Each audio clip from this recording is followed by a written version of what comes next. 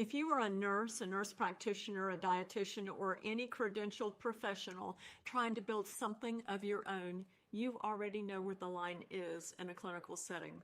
What no one taught you is how to talk about what you know on the other side of that line, in a post, in a caption, in front of a client who comes to you as a professional, not as a friend.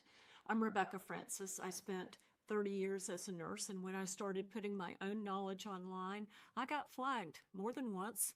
I learned the hard way that the words that protect your license are the same words that protect your reach. This channel is where I show you how to build that in from the start, so you stop writing posts and deleting them, so you stop lying awake wondering if what you said was something wrong. These are short, practical, and scope safe.